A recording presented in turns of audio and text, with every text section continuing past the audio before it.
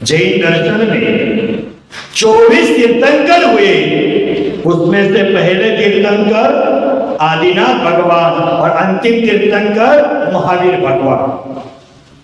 इन दो नामों से प्रत्येक जैनी भाई परिचित है।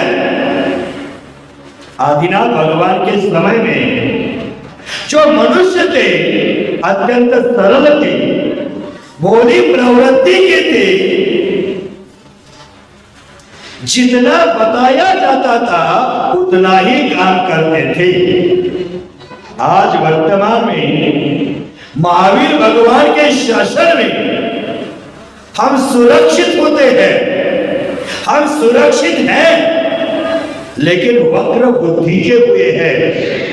जितना हमें कहा जाता है उससे 4 कदम हम आगे बढ़ जाते हैं। आदिनाथ भगवान और महावीर भगवंतों ने दोनों ने समाज सुधार के लिए भरसक प्रयास किया। उन दोनों को समाज को सन्मार्ग पर लगाने के लिए कठिन से कठिन प्रयास करने पड़े। बीच के जो 22 तीर्थंकर है, अजितनाथ से लेकर पार्श्वनाथ तक, उन तीर्थंकरों को विशेष प्रयास करने का प्रसंग नहीं आया। उन्हें आचार संहिता निर्माण नहीं करना पड़ा। हमारी यह भारतीय संस्कृति है, यह भारतीय वसुंधरा है। इस भारतीय वसुंधरा में पहले एक जमाना था कि लोग घर से बाहर निकल जाते थे तब घर को ताला नहीं लगाते थे। दुकान में दुकान का मालिक चाहे हो अथवा नहीं हो, लेकिन दुकानदारी अच्छी से होती थी, क्योंकि उस समय ग्राहक दुकान में आता था, मालिक को उस कपड़े का वस्तु का रेट बताना नहीं पड़ता था। अपनी मनपसंद का ग्राहक कपड़ा उठाता था, दीवार पर रेट कार्ड टंगा होता था, उस पर रेट देख करके ग्राहक वहां पैसा रख करके निकल जाता था। लेकिन आज वर्तमान की समय की स्थिति है वह आपराधिक स्थिति ज्यादा बनी है। अपराध की प्रवृत्ति आज ज्यादा बनी है। पहले जमाने में अपराध की प्रवृत्ति नहीं थी। महाराष्ट्र में एक गांव आज भी है, वहां न घर को ताला है न दुकान को ताला है। वहां का प्रसंग बताते हैं, वहां कोई चोरी आज भी नहीं होती है। पंचम काल में ऐसा घर को बिना ताले छोड़ना बड़ा आश्चर्य है। पुणे से लगभग 100 किलोमीटर दूरी पर शनि शिंगणापुर नाम का ग्राम है, और वहां घर में आज भी ताले नहीं लगते हैं, क्योंकि वहां के लोग हैं उनकी आपराधिक प्रवृत्ति नहीं है। जब मनुष्य के मन में आपराधिक प्रवृत्ति बढ़ जाती है तब राजनीति सामाजिक व्यवस्था है उसको बिगाड़ देती है। भारत देश में अनेक धर्म हैं, अनेक संप्रदाय हैं, अनेक परंपराएं हैं, लेकिन ये संप्रदाय, ये धर्म, ये परंपरा परस्पर का आदर सम्मान करते हुए अपने अपने तरीके से धर्म का पालन करते आए हैं। जब इस भारत भूमि पर जैन संस्कृति का, जैन विचारक कोई राजा राज्य करता था, तभी अन्य धर्म और अन्य धर्म संस्कृति विरुद्ध में उन्होंने कभी आवाज नहीं उठाई। चाहे हिंदू राजा हो, चाहे मुस्लिम राजा हो, वैदिक संस्कृति के सम्राट हो, इस तरह का उन्होंने राज्य किया है। लेकिन फिर भी उस समय प्रत्येक व्यक्ति अपने धर्मानुकूल आचरण करके अपने धर्म का पालन करता था। लेकिन बीच में कोई ऐसे राजा थे, वह अपवाद है, आताताई राजा थे, वो धर्म विरोधी थे, उनको छोड़ दो, उनकी बात दिमाग में मत लेना। आज भी वर्तमान में भी हमारे देश में धर्म पालन करने की सभी को स्वतंत्रता है। हर व्यक्ति दूसरे धर्म का तिरस्कार न करते हुए अपने अपने धर्मों का पालन कर रहा है, कर सकता है। जो व्यक्ति दूसरे धर्मों का तिरस्कार न करते हुए अपने धर्मों का पालन करता है, उसके जीवन में उन्नति स्वयं वो हो जाती है। आज वर्तमान में जो धर्म परंपरा का संहार हो रहा है, पतन हो रहा है, वह दूसरे धर्मों को कम आंकते हैं, तभी जाकर उन धर्मों का पतन होता देखा जा रहा है। प्रत्येक संस्कृति कुछ न कुछ अत्योन्नति के सूत्र प्रदान करती आई है। आज वर्तमान में, आज के दिन में जैन धर्मावलंबी समावनी का पर्व मना रहे हैं। जिनके धर्म की शुरुआत क्षमा से हुई थी और उसका समापन है, पर्युषण की अंतिम बेला है, वो समावनी पर उपसंहार के रूप में आज हम सब एकत्रित हुए हैं। जहां यह समावनी पर्व है, यह पर्व तभी अच्छे तरीके से मनाने का फल होगा पारस्परिक वैमनस्य, पारस्परिक विरोध को छोड़ करके, पारस्परिक शत्रुता को छोड़ करके क्षमा, शांति, समन्वय की बात हम करेंगे तो आज का दिन मात्र समावनी का दिन नहीं रहेगा। आज का यह पुनीत और पवित्र दिन विश्व मैत्री का दिन बन जाएगा। बंधु, विश्व मैत्री का संदेश देने के लिए आज ये समावनी का पर्व आया है। जैन संस्कृति में अनादिकाल से अनंत तीर्थंकर हुए हैं। प्रत्येक तीर्थंकर के उपरांत इस जैन दर्शन में महान महान आचार्य हुए हैं और उन महान आचार्यों की श्रेणी में अमित गति आचार्यों ने जैन धर्मावलंबियों को एक अत्यंत मधुर सूत्र प्रदान किया है। उसमें वो कहते हैं, सर्वेषु मैत्री पुनिश प्रमोदन क्लिष्टेषु जीवेषु कृपा परत्वम माध्यस्थ भावम विपरीत वृत्तो सदा ममाता विदातु देवी। यह सूत्र सर्वोदय सूत्र है। यह सभी प्राणियों का उद्धार करने वाला सूत्र है। यह सूत्र प्रत्येक व्यक्ति ने अपने जीवन में अपनाना चाहिए। अपने आप शत्रुता, वैर विरोध, पारस्परिक संबंध में जो आए बिगाड़ है वो समाप्त हो जाएंगे। पहला हमारे जीवन में चरण कहा है, सत्वेषु मैत्री। इस जगत में जितनी भी जीव रहते हैं उन प्रत्येक जीवों के प्रति मैत्री की भावना हमारे अंतर हृदय में उत्पन्न होनी चाहिए। क्लिष्टेषु जीवेषु कृपा परत्वम। इस जगत में जितनी भी जीव दुखी है, कष्टी है, पीड़ित है, उनके प्रति करुणा की भावना, कृपा की भावना हमारे अंतर हृदय में उत्पन्न होनी चाहिए। आप इस 10 लक्षण महापर्व में पूजा करने के लिए हाथ में अष्ट द्रव्य का थाल सजाकर आ रहे थे और आते समय रास्ते में कोई एकांत भूख से पीड़ित व्यक्ति देखकर उसके हाथ में वो थाल थमा देना और उसका भोजन बनाकर खा लेना, यह करना सबसे बड़ा धर्म है। तो दुखी जीवों के प्रति मन में करुणा के भाव उत्पन्न कर लेना, यह सबसे बड़ा धर्म है। तीसरा चरण कहा था माध्यस्थ भाव विपरीत वृत्तों। जो जिन शासन में कहा हुआ है ऐसा महान चारित्र है और कोई एकाध व्यक्ति चारित्र मोहनीय कर्म के उदय से अपने व्रतों में दूषण लगाता है तो उसको देखकर हमारे दो मन की जीव को हिलाना नहीं चाहिए। हमारे मुख से निंदा के शब्द उच्चारित नहीं होना चाहिए, उसके प्रति मध्यस्थ भाव होना चाहिए। और जब मध्यस्थ भाव आएगा तभी जाकर हमारे जीवन में धर्म की शुरुआत हो जाएगी। हमारे मन में आज सब कुछ है लेकिन मध्यस्थ भाव की कमी है।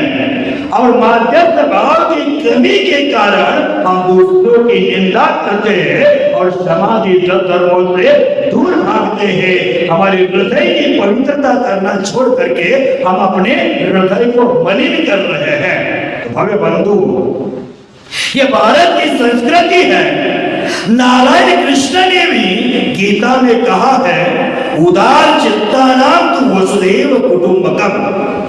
जो उदार अंतःकरण वाले लोग होते हैं उनको मात्र अपना परिवार ही परिवार नहीं लगता, अपना कुटुंब ही कुटुंब नहीं लगता।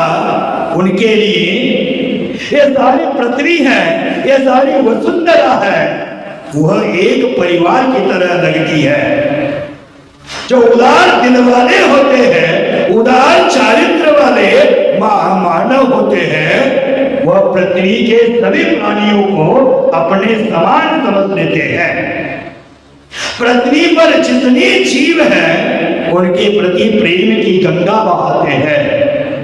आज हम क्षमावनी के महापर्व में या एकत्रित हुए हैं, लेकिन हम क्षमा किससे मांगते हैं यह भी सोचना आवश्यक है। मंदिर जी में आते हैं, भगवान से क्षमा मांगते हैं, संत भवन में पहुंचते हैं, गुरु से क्षमा मांगते हैं जिनसे हमारा कोई वैर है ही नहीं। लेकिन जिनसे हमारा वैर विरोध है उनसे आज के दिन भी हम मुंह सिकुड़ करके रहते हैं, नाक सिकुड़ करके रहते हैं। आज भी क्षमा मांगने का भाव नहीं बढ़ता, वो पत्थर दिल आदमी है। बंधु, ज्यादा हमने पीड़ा दी है इस पृथ्वी को, एकेंद्रीय जीवों को। हमने वनस्पति कायिक जीवों का संहार किया है, अग्नि कायिक जीवों का नाश किया है, पृथ्वी को खुदवाया है, वहां के जीवों का घात किया है। तो जैन धर्मावलंबियों को पहले उनकी क्षमा मांगनी चाहिए, एकेंद्रियादि जीवों की क्षमा मांगनी चाहिए। बाद में जिसके साथ हमारी घनिष्ठ शत्रुता है, जिनके साथ हमारी अनबन है, बोल चाल बंद है, उनसे क्षमा मांगनी चाहिए। बाद में गुरुओं से और बाद में परमात्मा से क्षमा मांगनी चाहिए। लेकिन हम करते उल्टा है, पहले भगवान से क्षमा मांगेंगे, गुरु से क्षमा मांगेंगे, लेकिन शत्रुओं को क्षमा मांगने के लिए हमारे जीव हिल नहीं पाती है। हम अपने रिश्तेदारों को क्षमा मांग लेते हैं, अपने मित्रों के साथ क्षमावानी पर्व मनाते हैं, लेकिन यह पर्व हमारा अपने दुश्मनों के साथ मनाना चाहिए। एक जमाना था आपसी शत्रुता मिटाने के लिए व्यक्ति साल भर आज के दिन का इंतजार करता था और हर व्यक्ति के घर में जाकर क्षमा प्रार्थना करता था। क्षमावनी पर्व है, वह शत्रुता में मिठास भरने का पर्व होता है। शत्रुता को भूल करके मित्रता का संदेश देने वाला पर्व होता है। यह पर्व हमारे जीवन में आना चाहिए। पहले जमाने में पूर्वजों ने जो परंपरा की है कि एक दूसरे के घर में जाने का रास्ता खोलने के लिए क्षमावनी का पर्व मनाया जाता है, लेकिन एक जमाना सबके घर में जाकर क्षमा मांगी जाती थी। बीच का जमाना आया, अपने मित्रों के, रिश्तेदारों के एड्रेस का लिस्ट बनने लगा, दुकान के स्टाफ के हाथ में दे दिया, वह उस पर लिस्ट पर नाम लिख रहा है और उन सदस्यों को क्षमावनी का कार्ड पहुंचा रहा है। मांगने वालों को भी पता नहीं हमने किससे क्षमा मांगी है और क्षमा करने वालों को भी पता नहीं हमने किसको क्षमा की है। वो भी जमाना गया। आज आपके मोबाइल में क्षमा के मैसेज की बाढ़ आई होगी। आप जिस व्हाट्सएप के ग्रुप में रहते हैं, लगता है 200-250 लोग उसमें होते हैं, एक दूसरे को पहचानते नहीं है, लेकिन बहुत अंतःकरण से क्षमावनी का कार्ड सुंदर बना करके हमारा नीचे फोटो लगाते हैं, हाथ जोड़ा हुआ कार्ड भेजते, पोस्टर एक दूसरे को भेजते हैं। इससे अच्छा जिसके साथ हमारी शत्रुता है उसके साथ जाकर क्षमा की भाव रखना, ये सबसे बड़ा काम होगा। भव्य बंधु, एक उदाहरण याद आता है। एक साधु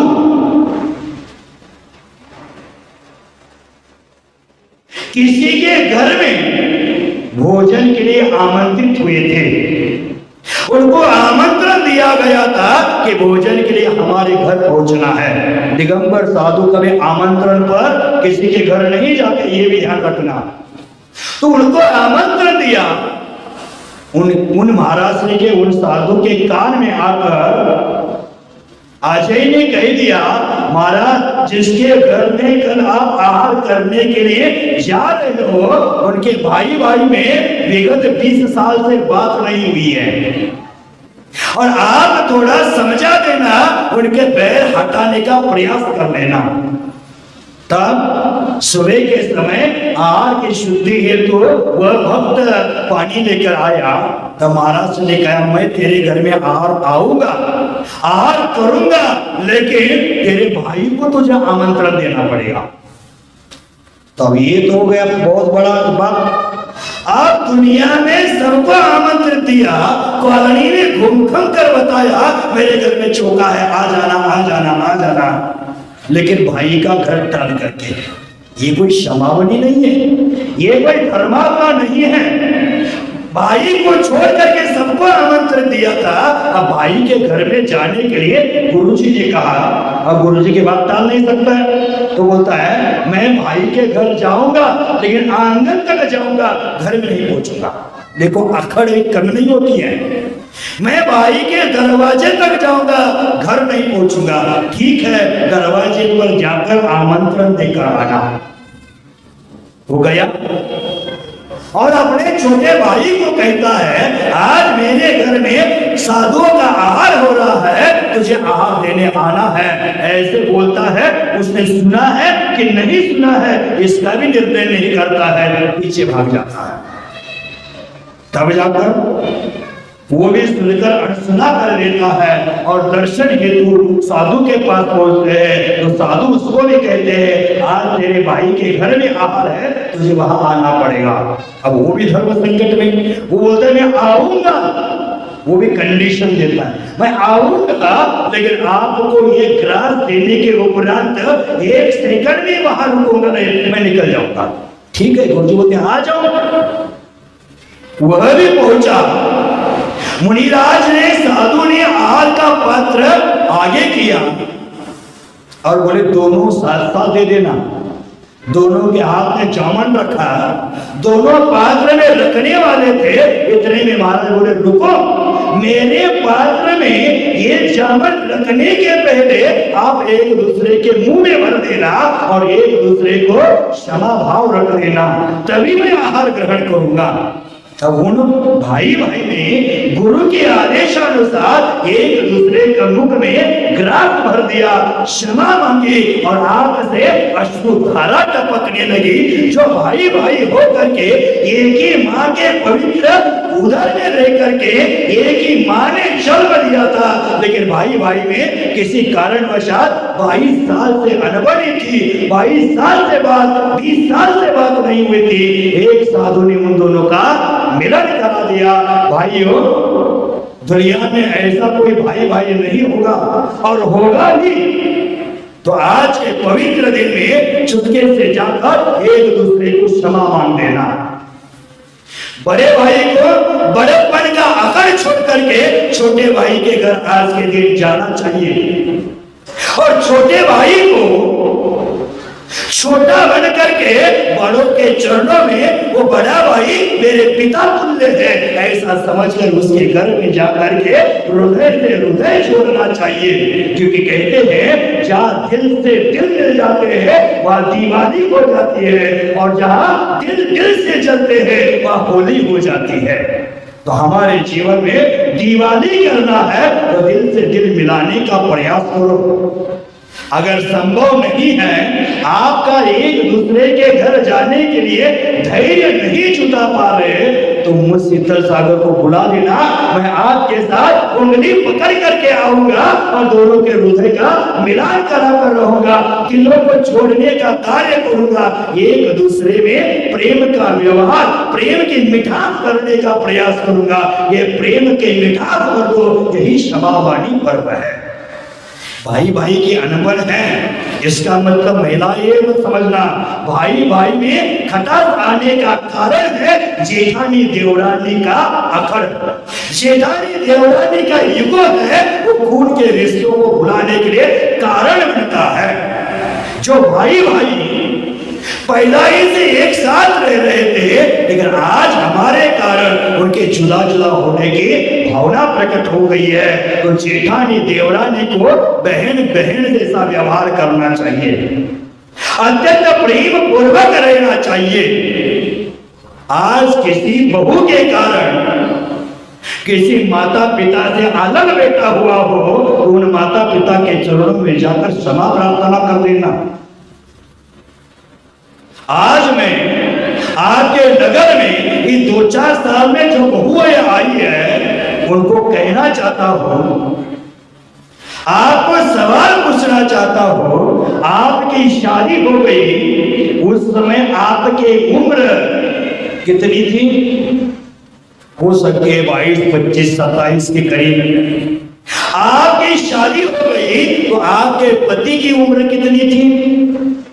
कोई बता सकता है? बताओ जय महाराष्ट्र। शादी होकर 10 साल हो गया, लेकिन जिस समय शादी हो गई थी उस समय सुरेश की उम्र क्या थी?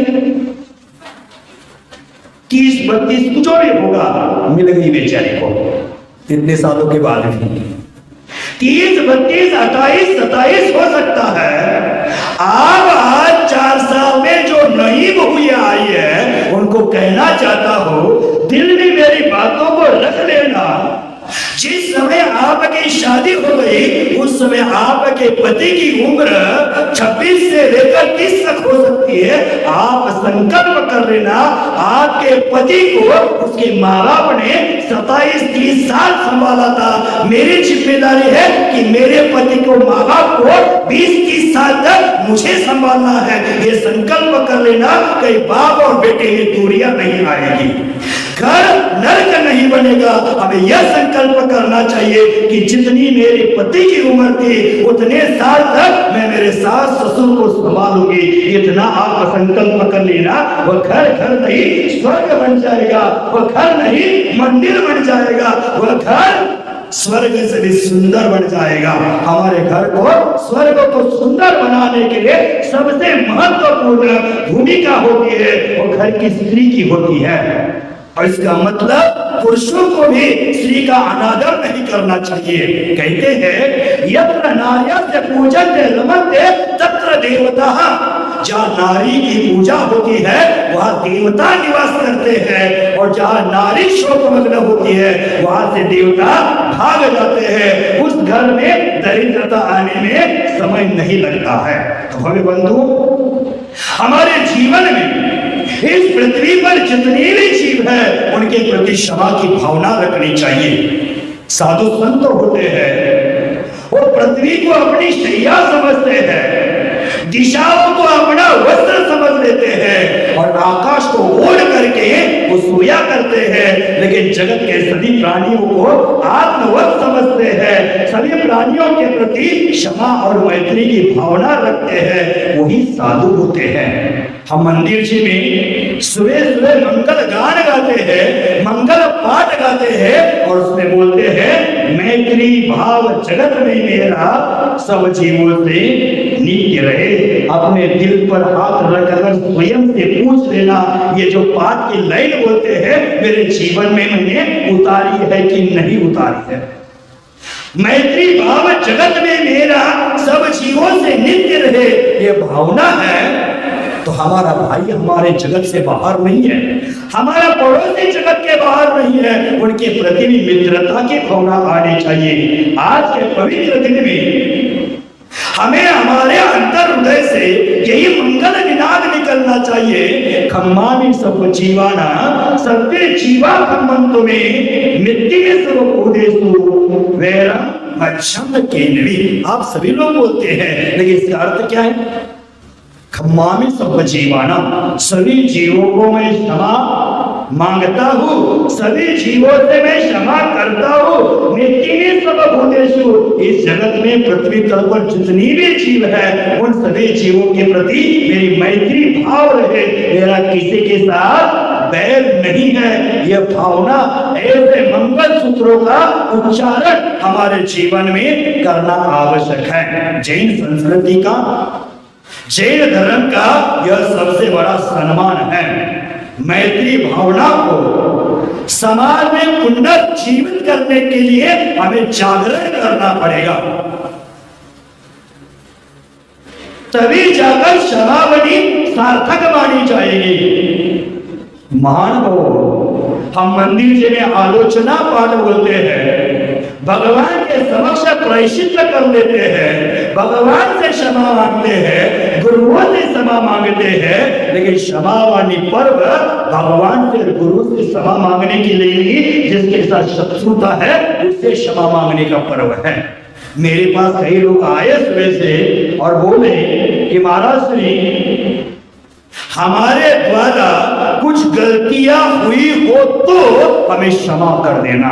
गलतियां हुई है ये मानने के लिए आज के दिन भी तैयार नहीं है। आज भी बोलता है हमारे द्वारा गलतियां हुई हो तो क्षमा कर देना, माने ये मात्र गलती ना करने की डिग्री लेकर आया है, ऐसे इसको लगता है। तो भव्य बंधु, हमारे जीवन में उन दोस्तों से क्षमा मत मांगना जिनके साथ दुश्मनी है, उनके साथ क्षमा मांगना।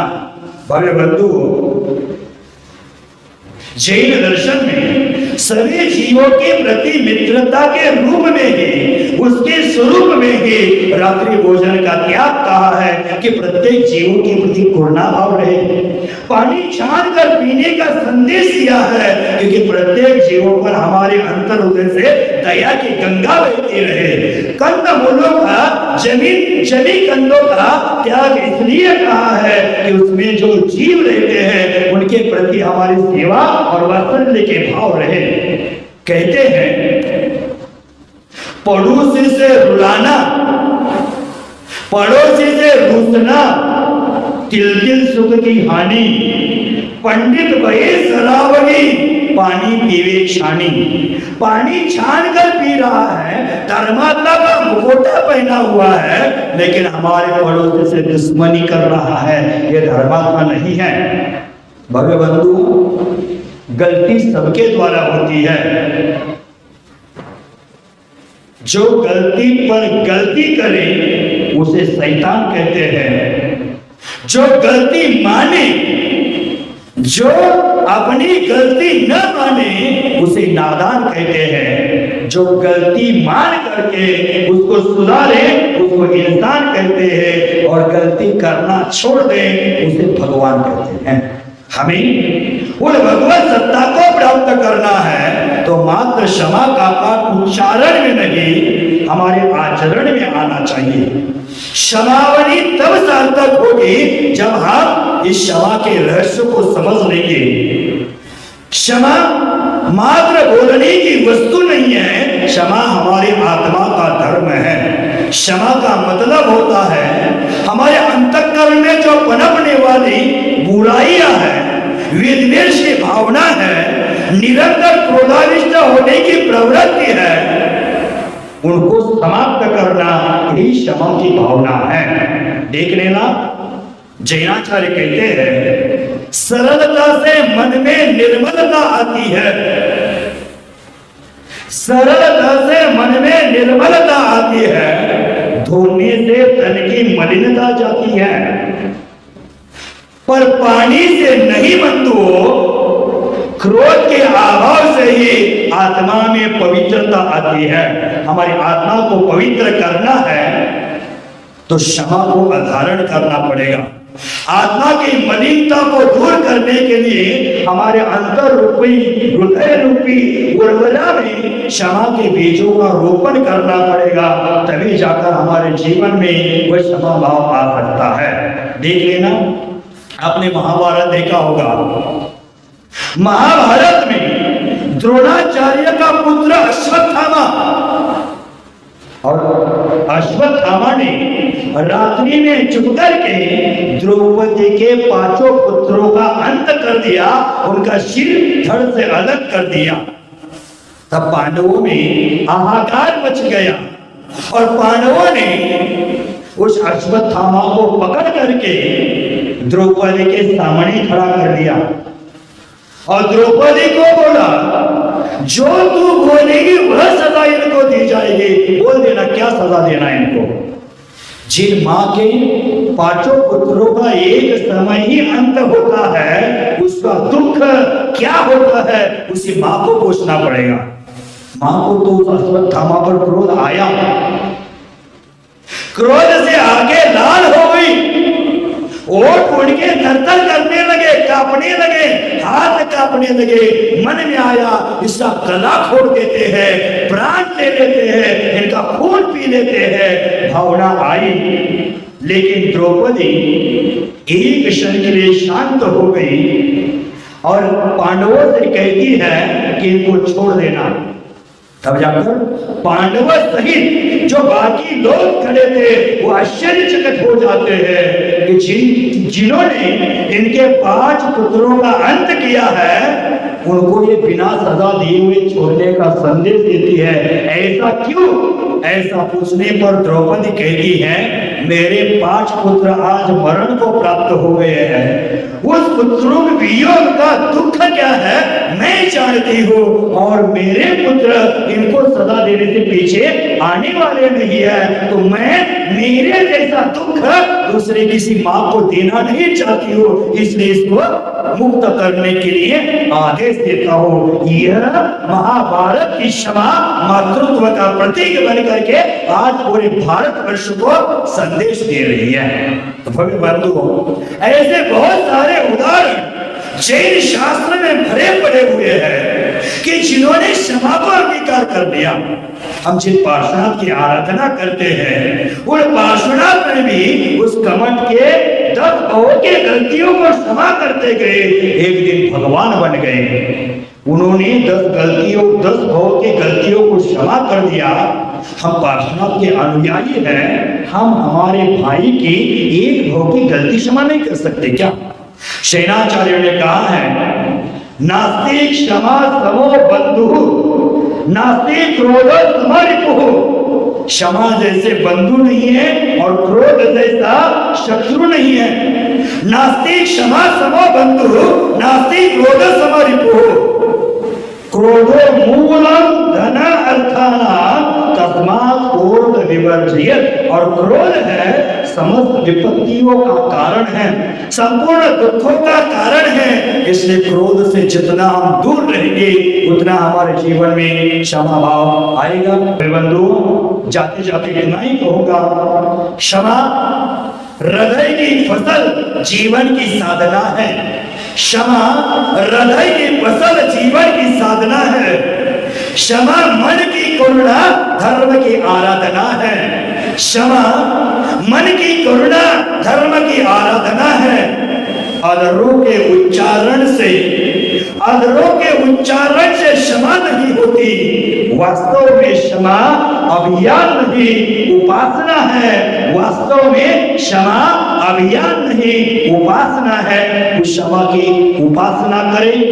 एक दूसरे के प्रति मन में वैरत्व भाव है, उसको आज के दिन निकाल करके हृदय को पवित्र करने का मंगल प्रयास, पवित्र प्रयास करें।